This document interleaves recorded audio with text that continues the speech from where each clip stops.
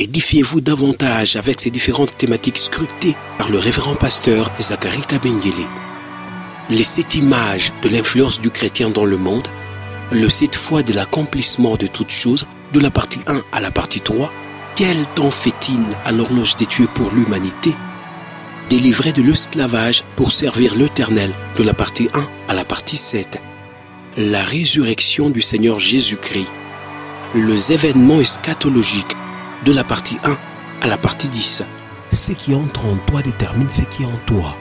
La double portion, de la partie 1 à la partie 5. Retrouvez-nous également sur toutes les plateformes de réseaux sociaux. Zacharie Kabengele, nouvelle cité de David. YouTube, Zacharie Kabengele à Bible ouverte. Disons encore Amen. Nous acclamons le Seigneur de Jésus-Christ le Seigneur. L'unique et seul vrai Dieu. Alors tu fais seulement comme ça, tu salues ton voisin, tu fais comme ça. Alafu mpepeye kwa kumsalimia jirani wako tu hivi mbali mbali. Que Dieu soit loué, que Dieu soit béni. Mungu asifiwe na abarikiwe.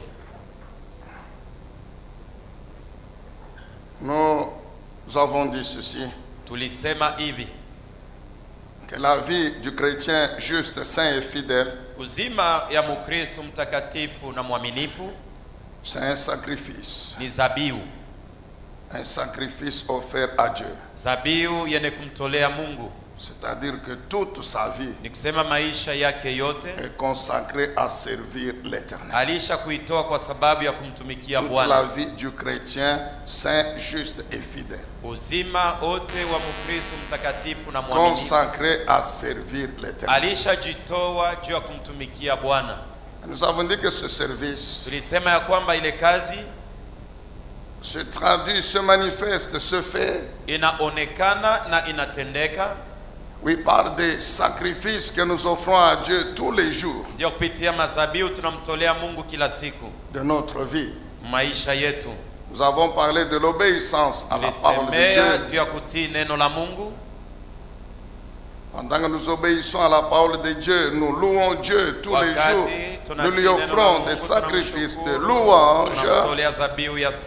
Pendant ce temps, toute ma vie, c'est une adoration par le Saint-Esprit et en conformité à la parole de Dieu. Des sacrifices d'action de grâce. La prière est un sacrifice. L'écoute de la parole, la méditation de la parole, l'étude de la parole est un sacrifice. Et d'une manière aussi régulière, des sacrifices, des dîmes et des offrandes ordinaires. Et nous avons dit que de temps en temps, le Seigneur nous conduit à dresser d'une manière particulière des autels de sacrifice. Donc,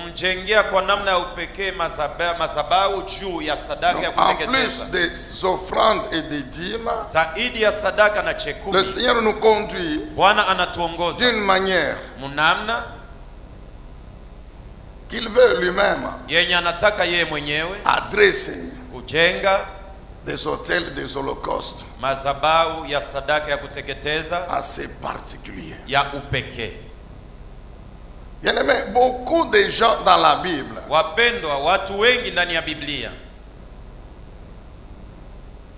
dans les vies desquelles Dieu a accompli de grandes choses,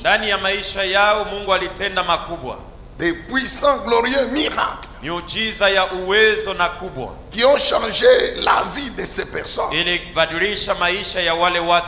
Et ce changement qui a eu un impact sur la communauté.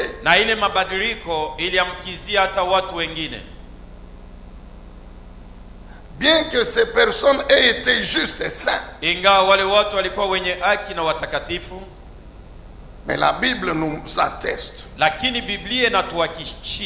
que d'une manière occasionnelle, ils ont dressé des autels particuliers. C'est le cas de Noé, Abraham, Isaac, Jacob, Moïse. Gideoni, Salomon, le roi David lui-même. Mfalme Daudi mwenyewe. Et la liste elle est longue. Na daftari iko mrefu. Maintenant pour ce qui nous concerne, alafu juu ya yenye kutuelekea sisi, nous qui sommes aussi en alliance avec Dieu, sisi tunakuwa ndani ya agano pamoja na Mungu par le même sacrifice, kupitia zabihu moja moja. Nous qui sommes en alliance avec Dieu par le sacrifice, tunakuwa ndani ya agano pamoja na Mungu kupitia zabihu. Sur nous de Psaume 50 verset 5. Tukumbuke Zaburi 115 mstari wa 5.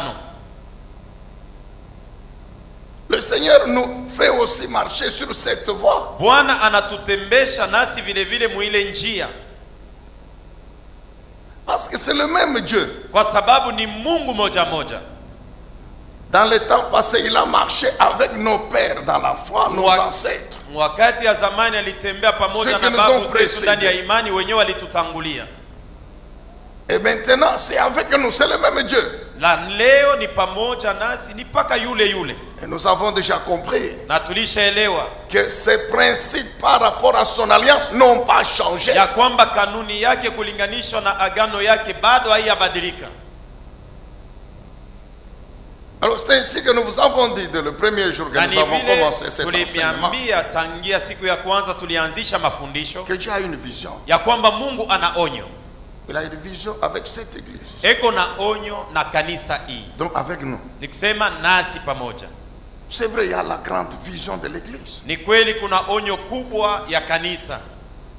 Qui est l'objectif général. Inakuwa kifukuzio kikubwa. Mais dans cette vision générale, lakini ndani ya onyo kubwa, dans cet objectif général, au kifukuzio kubwa, s'accomplit au travers des objectifs particuliers ou spécifiques. Munatimilika kupitia vifukuzio vya upekee.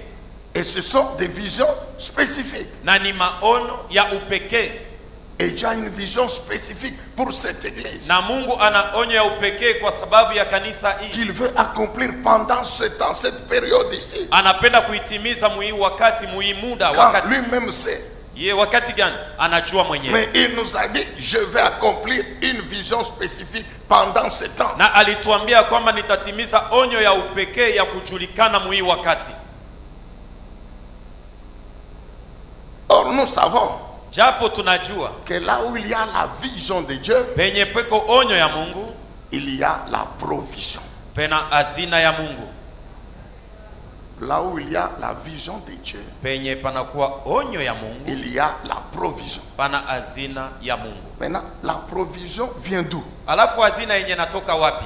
Je vous donne un exemple, vous allez comprendre. Na kupatia mfano utaelewa. Israël sort de l'Égypte. Watoto wa Israeli wanatoka Misri. Dans la vision de Dieu, petia onyo ya Mungu, concernant les choses que Israël devait faire, yene kuelekea vyenye vitu Israeli alipasha kutimiza, Israël devait lui construire le tabernacle. Israeli walipasha kumjengea hema ya kusaniko. Exode chapitre 25. Kutoka 25. C'était une vision spécifique. Ilikuwa onyo ya upekee. Le tabernacle. Hema la kusaniko. Comment Dieu fait Mungu anafanyaje pour que cette vision s'accomplisse? Hivi ile onyo itimilike. Où est-ce que Dieu a trouvé la provision? Mungu alipata hazina wapi? Pour construire, pour que le tabernacle soit construit. Hivi hema la kusaniko ijengewe. Dieu appelle Moïse. Mungu anamuita Musa. Et il dit à Moïse, na anaambia Musa, que la provision ou les matériaux pour construire ce tabernacle vifai vyenye vitasaidia juu ya kujenga hema se trouve entre les mains du peuple. Inapatikana ndani ya mikono ya watu. Dieu n'a pas dit à Moïse. Mungu akwambie Musa. Dieu n'a pas envoyé l'ange. Mungu akutuma malaika qui est descendu du ciel. Alishuka toka mbinguni. Avec l'or, l'argent, le bronze, les étoffes pour dire Moïse, je t'ai dit de construire le tabernacle. J'envoie l'ange avec le matériel. Non. Dieu dit à Moïse, convoque le peuple. Que ceux qui ont de l'or donnent de l'argent, bronze, des étoffes. C'est Dieu lui-même qui fait cet appel. C'est Dieu qui donne à Moïse la liste des choses dont il a besoin pour construire le tabernacle. Et Dieu lui dit que ces choses sont entre les mains du peuple. Mais le peuple avait trouvé ces choses où? En Égypte.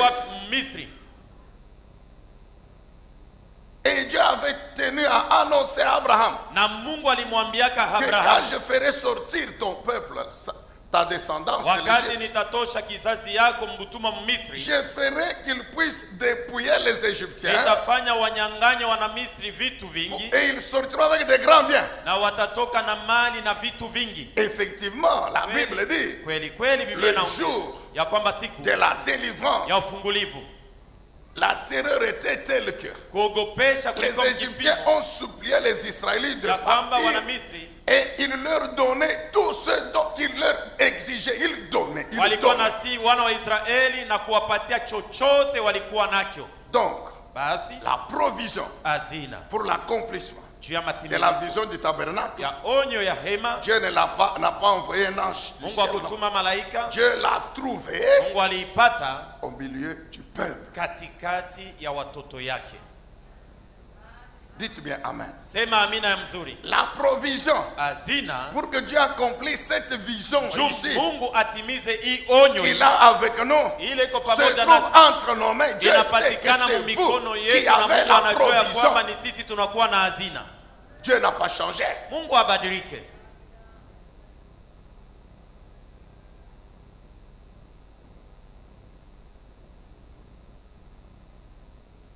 Dans ce partenariat, c'est nous le peuple de Dieu qui sommes les partenaires de Dieu. C'est nous qui avons la provision pour accomplir la vision. Et Dieu sait que nous avons la provision. Dieu n'a jamais demandé à quelqu'un ce qu'il n'a pas. Dieu ne va pas te demander l'argent que tu n'as pas. Dieu ne va pas te demander la maison que tu n'as pas. Dieu ne va pas te demander la voiture que tu n'as pas. Dieu a demandé à la veuve de Sarepta le seul cadeau, le seul. Élie lui a dit, très bien, comme tu as dit, prépare, tu me le donnes d'abord. Dieu a demandé à Gédéon le taureau de 7 ans, mais il était dans le cheptel de son père. Il était là, dans l'élevage de son père. Il y avait ce taureau de 7 ans.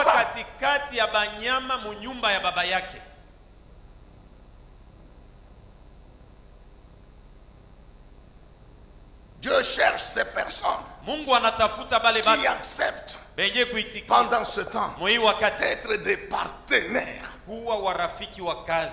dans cette vision. Des personnes qui comprennent que la provision pour cette vision, elle est entre mes mains. C'est ce que j'ai ici. C'est ça la provision. Ces personnes qui acceptent. J'ai tel problème.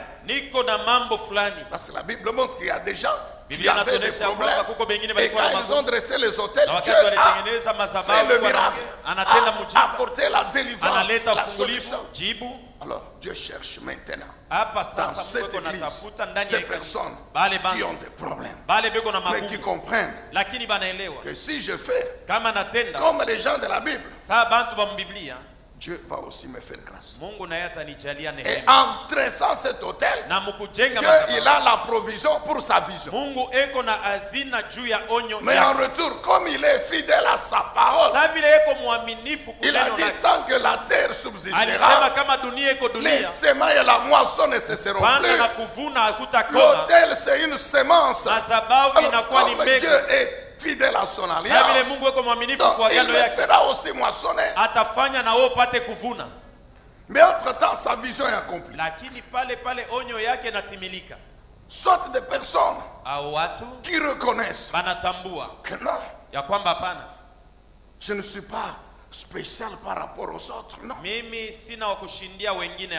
cette année, depuis qu'elle a commencé, et pendant le confinement, il y a des gens qui pleurent.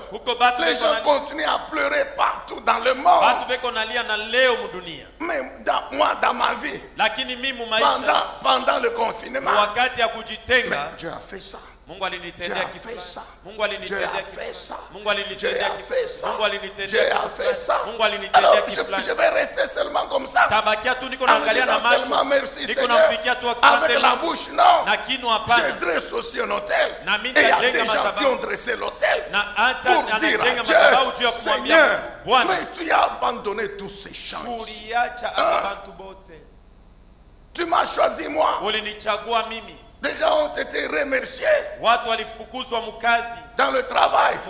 D'autres n'ont même pas encore eu le décompte final. Mais toi, on t'a maintenu. Non seulement on t'a maintenu, mais alléluia. Bien aimé, Dieu il est bon. Donc au moment où on met les autres dehors, lui, on le garde. Non seulement on le garde, mais on change son statut. Le contrat à durée indéterminée, il devient contrat à durée indéterminée. Des journaliers, il est engagé en bonne et due forme.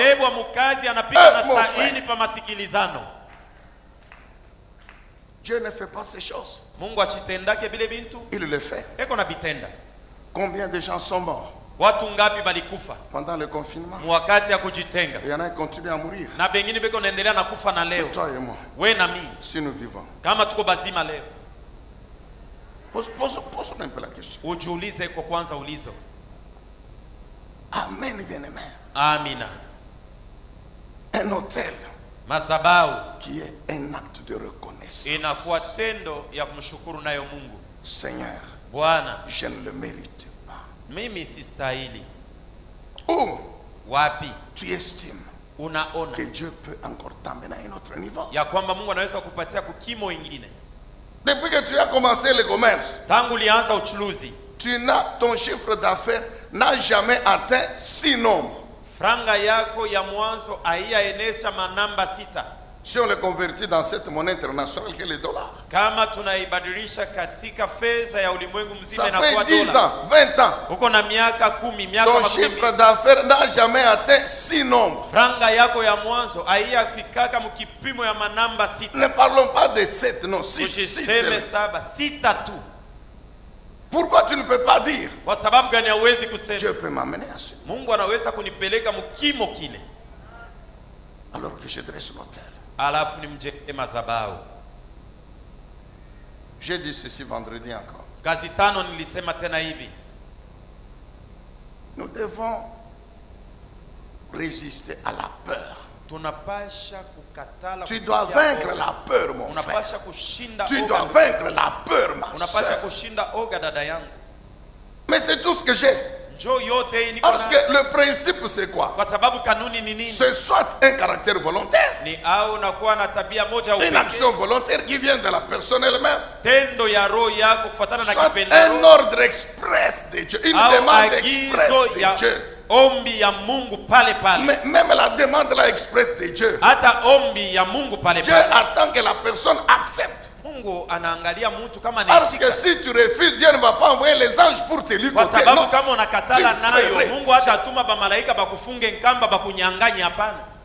Tu peux refuser. Tu dis non, non. Ça, ce n'est pas Dieu qui m'a parlé. Non pas qu'effectivement tu as raison, non. Mais tu estimes que tu ne peux pas te séparer de la seule voiture que tu as, de la seule maison que tu as. Tu ne peux pas vider le corps. Tu dis, mais qu'est-ce que je vais devenir? Mais tu as cette peur-là. Je vais encore reprendre à marcher à pied. Mais j'ai déjà 5 enfants. Mais ils vont dormir où? Et puis quand la femme se mêle, souvent la maman, la soeur se mêle. Elle commence à te faire raisonner. Non, mais toi, tu sais que Dieu il est fou. Vraiment, Dieu sait que tu as souffert. Nous avons souffert pour construire cette maison. Et Dieu lui-même sait que c'est sa bénédiction. Mais comment il peut nous demander comment Dieu n'attend pas que nous ayons même 2, 3, 4. Donc Dieu lui dans cette église-là, il ne voit pas ces personnes qui ont 10 maisons pour leur demander. Il n'y a que toi.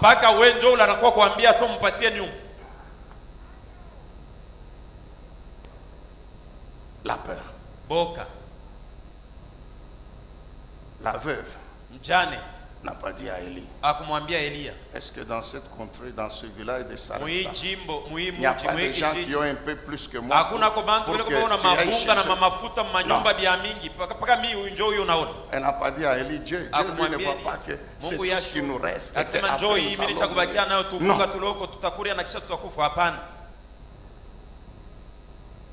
Le Saint-Esprit veut ces personnes courageuses.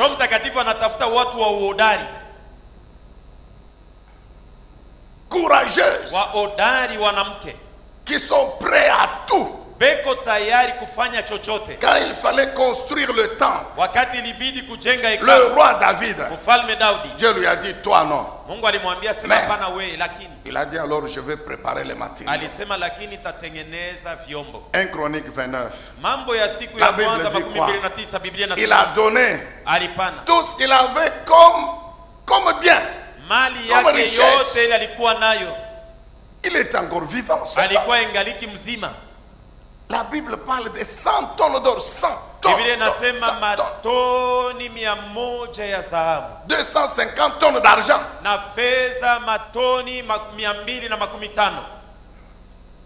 Que Dieu te bénisse, mon frère. C'est écrit. 1 Chronique 29. Pourquoi? Pour la maison de l'Éternel. Cet homme a compris. Quand j'étais en brousse, un jeune homme, ma vie c'était là-bas au milieu des brebis. Dieu a éliminé tous mes 7 grands frères. De côté. Dieu a fait attendre le grand prophète Samuel pour que j'arrive. Et quand j'arrive, avec toute la sueur, sentant une odeur terrible, Dieu lui a dit, c'est lui que j'ai choisi comme moi.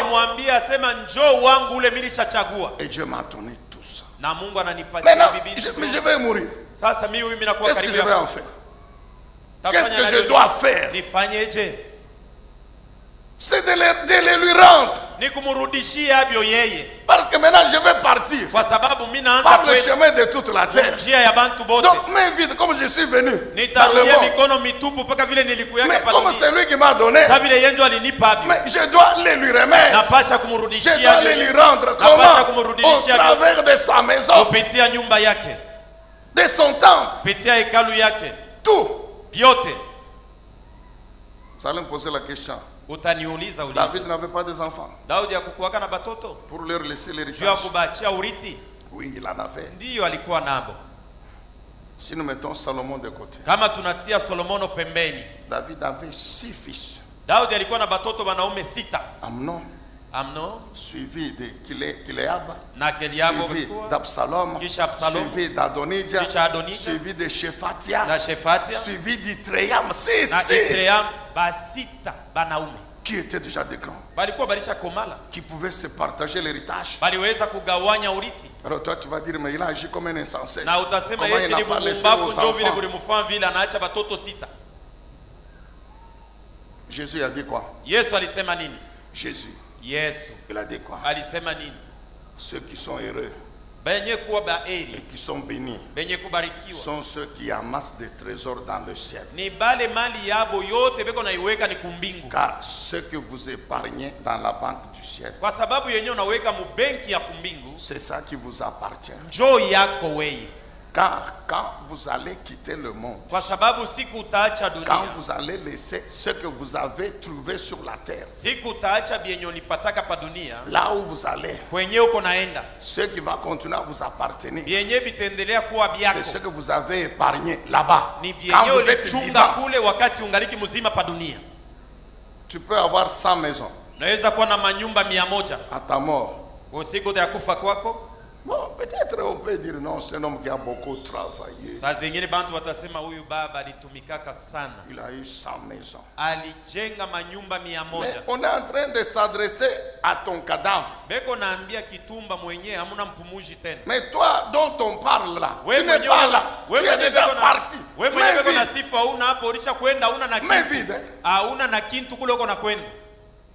Mais vite, je vous ai expliqué dimanche passé ici que même le costume ici, Nilifasiria ya kwamba Jumapili ya Jumajana ya kwamba nankochi ici, on va te faire porter. tu pars. Unaenda. On va dire non, il a beaucoup travaillé. Bantu watasema huyu baba alitumika sana. Ces enfants ne vont pas souffrir. Batoto yake habatatesa. Bongo. Kosa. Erreur. Mensonge. Kosa. Combien de gens ont laissé l'argent dans les banques à leur mort? La banque refuse de reconnaître la signature des enfants. Bantu La banque baliacha franga ku benki, Combien? lakini benki inasema hapana, saini ishia tuiue. Et on dit que non, l'argent appartient à l'État. Na banasema na hii franga yenyewe ni ya serikali. C'est pourquoi Jésus a dit très bien. Jo kwa sababu Yesu Vous alisema pouvez tout faire. Mais dans ce que vous avez là, n'oubliez pas la part de Dieu. Car ce que vous me donnez à moi, Dieu, c'est ça qui vous appartient réellement. Quand vous allez tout laisser, quand vous viendrez de l'autre côté, c'est ça que vous trouverez là. Jo yenyewe utakuta kule. Jésus a dit ça, oui ou non? Yesu alibisema ashikubisema. Il a dit quoi? Alisema ni? Amassez-vous, prenez le verset. Amassez-vous plutôt des trésors où? Mujichungie mali wapi? Dans le ciel, n'est-ce pas? Ceux qui doivent amasser les trésors au ciel sont ceux qui sont au ciel ou bien sur la terre. Toi et moi, nous sommes où maintenant? Nous sommes sur la terre, non? Les gens à qui Jésus parlait à l'époque, ils étaient sur la terre, non? Et aujourd'hui, à nous qu'il parle, nous sommes sur la terre, non? Mais qu'est-ce qu'il nous dit? D'amasser les trésors au ciel. Mais posons-nous la question, on va amasser comment? C'est en prenant ce qui nous a donné et en lui donnant. Comment? Mais en donnant à l'église. Quand l'église se présente, comme maintenant, Papa Zacharie est là. Il dit Dieu a une vision qu'il veut accomplir. Maintenant, il veut que vous apportiez la provision. Lorsque vous apportez la provision, automatiquement vous accomplissez ce que Jésus a dit. Car Dieu n'oubliera jamais que pour cette vision-là, tu as donné ta maison, tu as donné ta voiture, tu as donné un grand montant. Dieu n'oubliera jamais que tout ce que tu avais, tu lui as donné. Vous savez qu'est-ce qui vous empêche de dire amen? C'est la peur. Mais je répète ceci. Si le Saint-Esprit vous fait cette grâce, il vous fait cette grâce.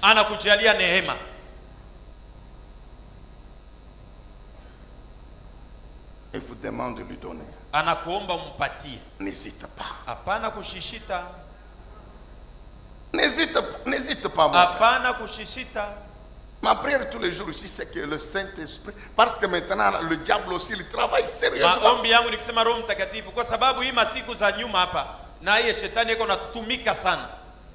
Il vous donne des arguments. Il vous donne dans la Bible. Dans la Bible, c'est écrit. Je vous comblerai de richesses. Je ferai ceci. Je ferai ceci. Alors, comment Dieu vous donne et puis il vous demande est-ce que Dieu c'est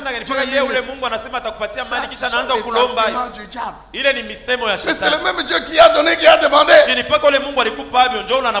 quand il a donné, il dit très bien que c'est pour moi.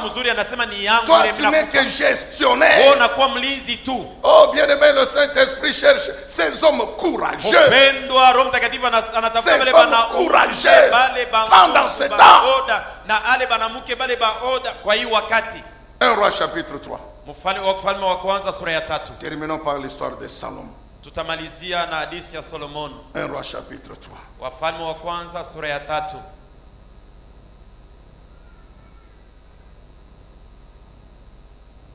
On lit rapidement en français à partir du 4e verset. Tutasoma haraka haraka mkimombo tu tokea shahidi yake ya 4.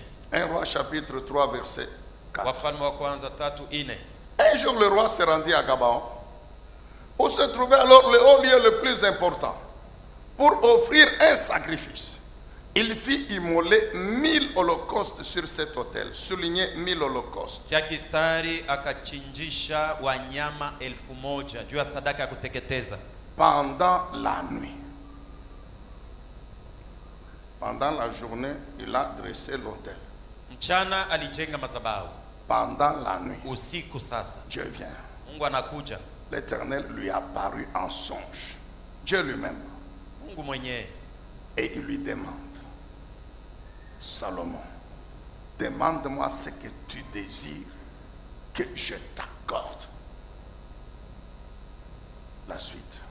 Salomon répondit, tu as témoigné une grande bienveillance à ton serviteur David, mon père, parce qu'il vivait fidèlement selon ta volonté, de façon juste avec un cœur droit. Tu lui as conservé cette grande bienveillance et tu lui as accordé un fils, que je suis bien sûr, qui siège aujourd'hui sur son trône. Maintenant, Éternel mon Dieu, c'est toi qui m'as fait régner, moi ton serviteur, à la place de mon père David, alors que je ne suis qu'encore qu'un tout jeune homme, et que je ne sais pas gouverner.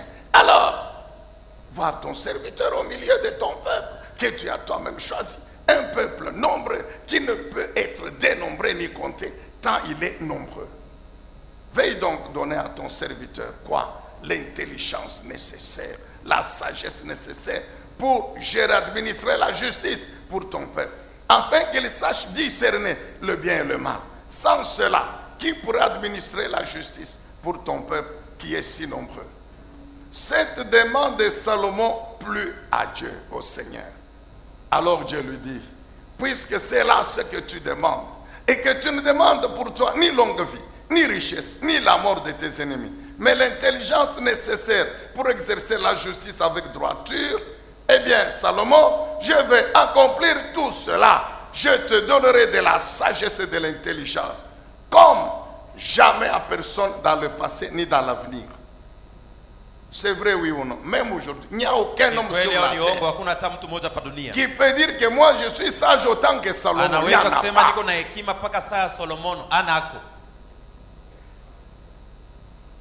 De plus, je t'accorde ce que tu n'as pas demandé, c'est-à-dire la richesse matérielle, la gloire, de sorte que pendant toute ta vie, aucun roi ne va te caler. Est-ce qu'on peut dire Amen? Non, non, dis quand même Amen. Non.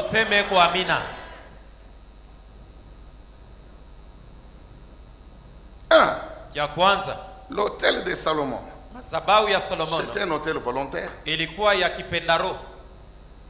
Nulle part c'est écrit que Dieu est venu dire à Salomon, offre-moi un hôtel.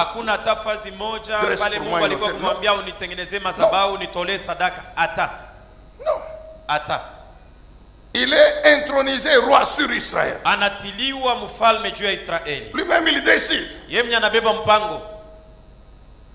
L'hôtel de Salomon avait aussi un caractère d'acte de reconnaissance terrible. Je vous ai cité ici, donné la liste des 6 fils de David qui étaient des grands frères de Salomon, des grands frères. De l'un plus âgé que lui, que David avait eu avec ses femmes. Et toi et moi nous savons d'où est venu Salomon. Est-ce que Salomon pouvait être fier même de... Non.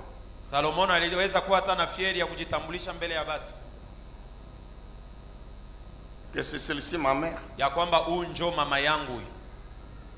Ses amis allaient dire à côté, mais son père David a tué tel, a tué le mari de sa mère. Est-ce que lui il peut se présenter devant nous et dire que ça c'est ma mère? Salomon savait.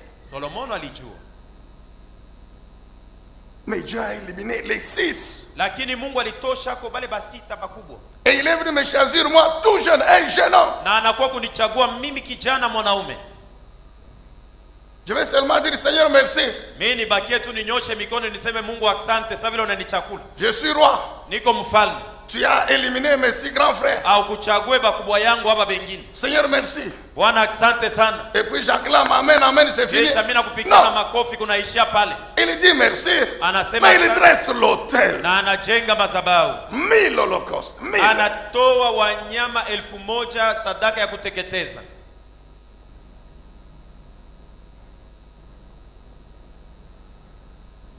C'est le verset 4. Ni shairi ya 4 et 5. Ya 5. La Bible dit quoi? Biblia inasema nini? Dieu maintenant vient. Mungu anakuja. La nuit. Usiku. Dieu descend.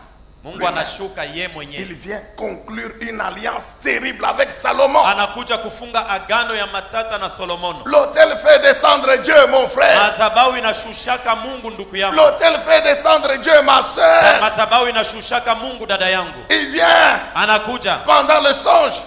Et il te dit, anamwambia, demande-moi uniombe ce que tu veux. Kienye unataka. Je vais te le donner. Takupatia. C'est moi ton Dieu qui te parle. Ni mimi Mungu wako ndio niko naongea na wewe. Ah, mon frère. Ndugu yangu, ma soeur, dada yangu, mais c'est écrit. Shirisha kuandikia. Et la Bible dit. Na Biblia inasema Dieu il est le même. Mungu eko ce sawa qu'il a sawa. fait hier, il le fait aujourd'hui. Anabitenda leo. Mais pour qu'il le fasse pour bitenda, toi et moi, il na faut que nous aussi tafadhali nous fassions ce tupanye que les gens de la Bible ont fait. Bile bantu ba mu Biblia balifanyaka. Demande-moi à Salomon. Uniombe Salomon. Salomon, tu m'as honoré. Salomon unaniheshimu. Quelle gratitude, Salomon. Ni shukrani gani Salomon. Ni l'Holocauste. Non, mon Sadaka fils. Mais la Bible dit Dieu est descendu lui-même Mungu ye mwenye la nuit. Bushiku. Et il dit à Salomon. Anambia Salomon. Salomon. C'est moi l'Éternel. Ni mimi Bwana. À qui tu as offert le sacrifice. Zabibu. Maintenant, dis-moi. Sasa qu'est-ce que je peux te donner? Nikupatie nini? Et Salomon, intelligent qu'il était. Na Solomono vile alikuwa wakili anasema. Donne-moi la sagesse et l'intelligence. Unipatie tu hekima na akili kwa sababu ningali kijana. Donc Salomon s'est dit que si je lui demande l'argent, Salomon anasema kama je n'ai pas la sagesse et l'intelligence. Mais je deviendrai fou. Shintakuwa tu wa mwenda bazimu. Et je ne saurais pas gérer ce père. Alors donne-moi l'intelligence. La Bible dit, la demanda plus à Dieu. La demanda plus à Dieu. Dieu dit très bien. Je te donne non seulement l'intelligence, la sagesse, mais ce que tu ne m'as pas demandé. Dieu montre qu'il n'était pas surpris. Dieu avait cette vision pour Salomon. Il avait cette vision. Dieu avait cette vision. Mais pour l'accomplir, Dieu a attendu l'autel. Donc en d'autres termes, dans la vision de Dieu, il y avait bien sûr le choix de Salomon. Salomon intronisé roi. Mais pour conclure l'alliance avec lui, il y a une étape intermédiaire. C'est l'autel. Et c'est Salomon qui devait dresser l'autel. Maintenant, quand Salomon dresse l'autel, Dieu maintenant passe à la phase suivante. Est-ce qu'il y a quelqu'un qui peut comprendre ça? Être humble pour l'accepter. Être humble pour l'accepter. Quand vous lisez toujours dans 1 Roi chapitre 8-9, 4 ans après son règne, Salomon décide de construire maintenant le temple. Et cela va durer 20 ans. Pendant lequel il va construire le temple de Jérusalem avec le palais royal. Quand il termine, 1 Roi chapitre 8, la Bible dit il prie, il a prié. C'est la prière de la dédicace du temple. Salomon prie. Quelle prière. Il termine. Il dresse un deuxième autel. 22 000 bœufs. 120 000 brebis. Maelfu. Il termine. Anamaliza. 1 Roi chapitre 9. Wafalme wa kwanza sura ya 9. La Bible dit ceci. Biblia inasema hivi. La nuit, usiku, Dieu descend Mungu anashuka pour la seconde fois. mara ya pili.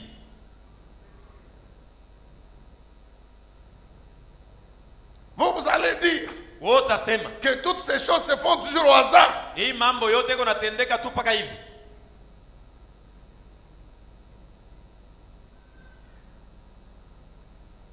Amen, église. Amina. Il a prié. Aliomba Une puissante prière. maombi ya ajabu. Une prière terrible. Maombi ya matata.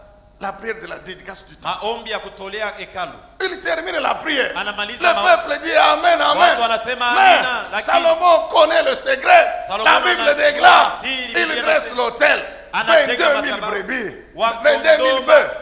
120 000 brebis. Il termine. La Bible dit quoi? La nuit, Dieu vient pour la deuxième fois. Tu es en train de dire, mais moi je n'ai pas les brebis. Est-ce que moi j'ai tout ça? Est-ce que moi j'ai le holocauste? Est-ce que moi j'ai une maison? Est-ce que moi je n'ai que la seule voiture ici? Est-ce que moi je n'ai que $500? Moi. Très bien. Qu'est-ce que Dieu a demandé à la veuve de Sarepta? C'est toujours Dieu. Le même qui demande à Gédéon le taureau de 7 ans. Le même qui a créé l'autel terrible de Salomon. C'est le même par Élie qui demande à la veuve un gâteau de pain.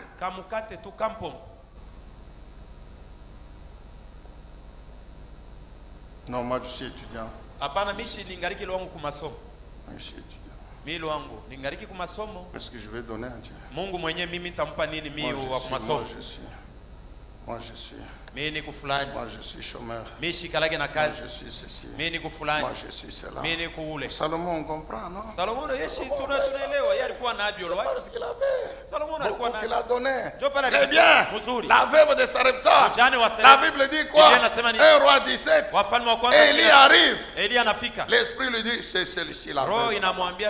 Allez, écoute madame. Donne-moi de l'eau à boire. Pendant la sécheresse, Élie demande à la veuve deux choses difficiles qui étaient introuvables. Il lui demande de l'eau à boire et il ajoute, après tu me donnes un pain.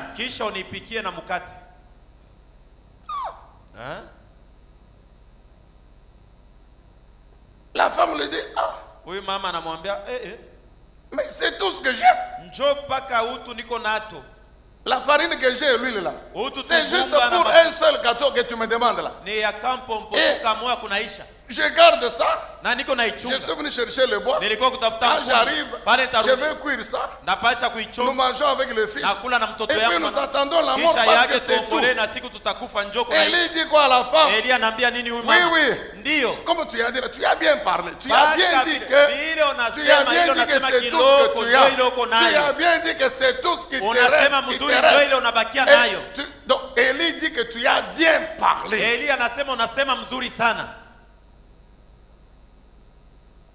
Dieu il est fou. Élie était fou. Non. C'est Dieu qui l'a conduit, c'est la veuve. Et il parle au nom de l'Éternel. Parce que plus le quand le miracle arrive, la Bible dit que selon la parole de l'Éternel prononcée par la bouche d'Élie le prophète.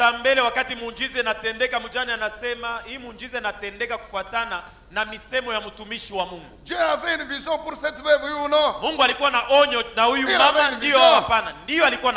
Mais pour accomplir la vision, Dieu il suspend Il faut qu'il y ait d'abord l'autel. Quel autel, mon frère? Tout ce que la femme a, tout. Pendant qu'Élie mange, quand la femme prépare, même le fils, il savait que bon, au moins aujourd'hui on va manger, puis c'est fini. Mais elle termine. Elle donne à Élie. Élie est en train de manger. La femme, elle est là. Le fils, il est là, en train de contempler Élie. Quel hôtel! Quel hôtel! Ferme les yeux. Nous voulons prier. Édifiez-vous davantage avec ces différentes thématiques scrutées par le révérend pasteur Zacharie Kabengele.